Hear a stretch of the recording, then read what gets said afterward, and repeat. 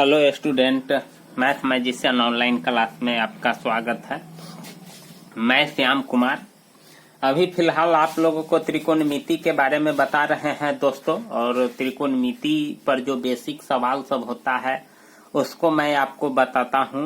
तो आज भी मेरे पास कुछ सवाल है और वो भी सवाल त्रिकोणमिति के बेसिक यानी बेसिक जो थ्योरी है उसी पर आधारित कुछ क्वेश्चन सब है। तो दोस्तों एग्जाम भी है कल, अर्धवार्षिक यानी प्रथम शाब्दिक एग्जाम।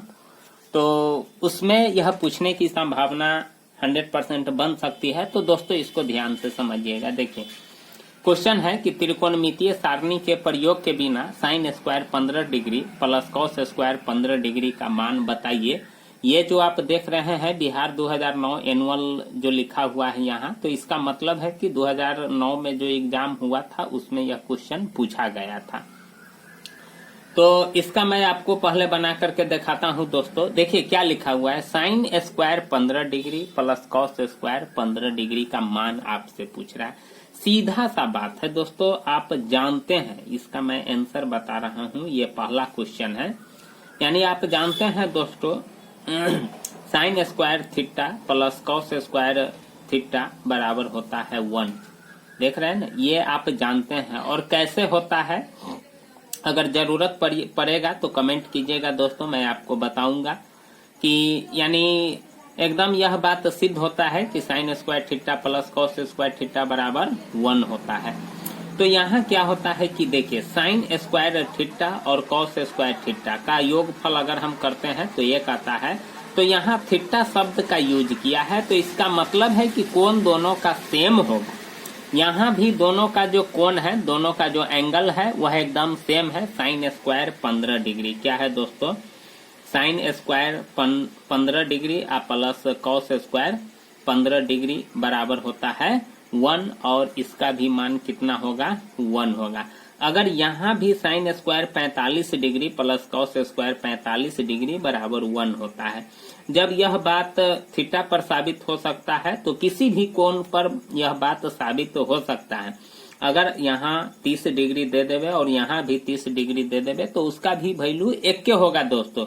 इसीलिए आपको आंख मूंद करके लिख देना है sine square 15 degree plus cos square 15 degree बराबर 1। दूसरा क्वेश्चन समझिए, साइन थीटा बराबर पी दिया हुआ है, ठीक ना। साइन थीटा बराबर क्या दिया हुआ है, पी, और कॉस थीटा बराबर दिया हुआ है क्यू।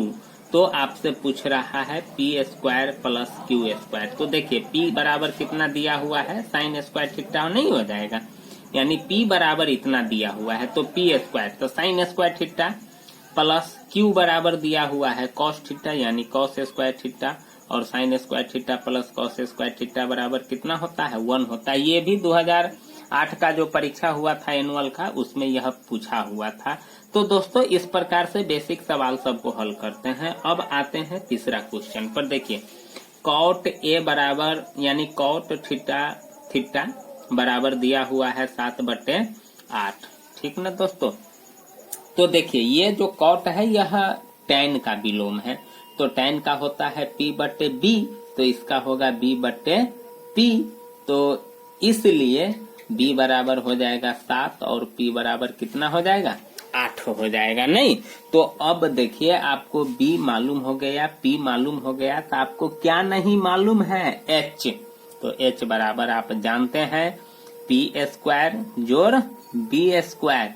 तो P आपका कितना है दोस्तों, 8 का स्क्वायर, और B आपका कितना है, 7 का स्क्वायर। तो कितना हो जाएगा, 8×8 64 और 7×7 49, दोनों को जोड़िए तो कितना हो जाएगा, 9×4 13 और 6×4 10 और 1 11, कितना हो जाएगा, √113। 8×8 64 हो जाएगा और 7×7 49, यानी B/P होगा। तो B बराबर हो गया 7 और P बराबर हो गया 8। तो 8×8 64 और 7×7 49, 9×4 13, 6×4 10 1 11।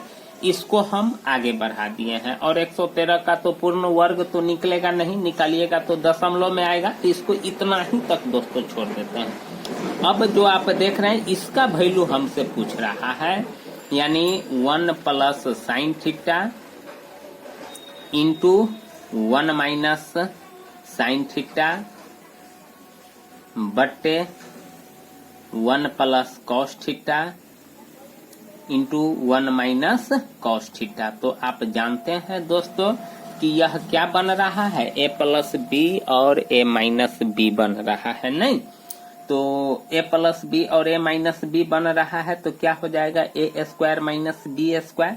तो 1 माइनस क्या हो जाएगा, साइन स्क्वायर थीटा यानी थीटा बट्टे क्या हो जाएगा 1 माइनस कॉस स्क्वायर थीटा। नहीं यानी अगर a प्लस बी और a माइनस बी के रूप पर ले जाएंगे तो एक का स्क्वायर माइनस दूसरे का स्क्वायर, तो एक का स्क्वायर तो एक न होगा। अब हम क्या करते हैं दोस्तों कि यहाँ साइन थीटा और कॉस थीटा का मान निकाल लेते हैं। तो आप जानते हैं साइन थीटा बराबर क्या होगा, p बट्टे एच। नहीं क्या होता है p बट्टे एच। तो आपको दिया हुआ है दोस्तों, इसको थोड़ा हम नीचे बनाने की कोशिश करते हैं। देखिए p आपका कितना है यानी 8 और h आपका आया है √113, तब p बट्टे एच नहीं हो गया। और cos थीटा बराबर क्या होता है b बट्टे एच। तो b आपका कितना है दोस्तों, सो देखिए b आपका है 7 और h तो √113 ही है। नहीं तो b का यानी cos थीटा का भी मान निकल गया, sin थीटा का भी मान निकल गया। p बट्टे एच तो p मेरा यहाँ 8 दिया हुआ था, h मेरा यहाँ अभी निकला है तो p बाई एच हो गया।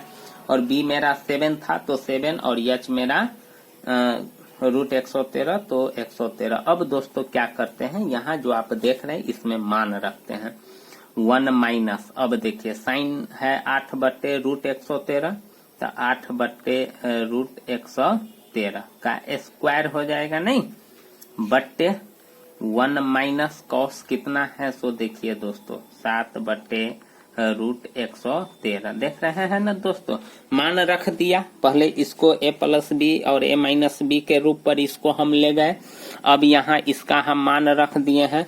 अब दोस्तों गणित के नियमा अनुसार इसको हल करने की कोशिश करेंगे। देखिए पावर 2 है तो 2 बार गुना हो जाएगा, 8 8 64 और √113 में √113 से गुना करेंगे तो 113 ही होगा बट्टा, क्योंकि रूट के अंदर संख्या रहता है और उसी संख्या से उसी में गुना करते हैं तो सिर्फ रूट हट जाता है, बाकी जो संख्या रहता है वही होता है। जैसे यहाँ भी 1 माइनस, अब देखिए 7 को 2 बार गुना करेंगे तो 7 7 49 और √113 को 2 बार गुना करेंगे तो रूट सिर्फ हटेगा, बाकी संख्या वही रह जाएगा, इसका गुना यही होगा।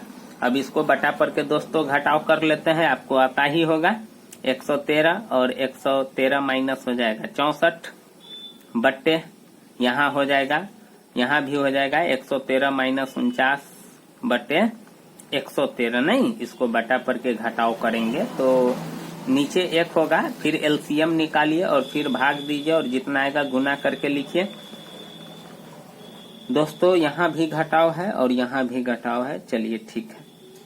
अब इसको घटाइए तो 13 में से 4 जाएगा तो कितना होगा 7 होगा और 10 में से 6 जाएगा तो 47 बट्टे 113 हो जाएगा। नहीं यही होगा, घटाइए 13 में से 4 गया तो 7 नहीं 9 होगा, यही सॉरी मिस्टेक हो गया, 13 में से 4 जाएगा तो 9 और 10 में से 6 जाएगा तो 4, 49 बट्टे 113 और ये जो बट्टा आप देख रहे हैं ये गुना हो जाएगा, ठीक ना दोस्तों। और 113 ऊपर में चला जाएगा और फिर यहाँ घटाइए 13 में से 9 जाएगा तो 4 होगा, 13 में से 9 गया तो 4 और 10 में से 4 जाएगा तो 6 होगा। अब काटिए 113 से कट जाएगा, अब ये तो कटने वाला है नहीं। तो दोस्तों यही आपका 49 बट्टे 64 आपका आंसर हो जाएगा,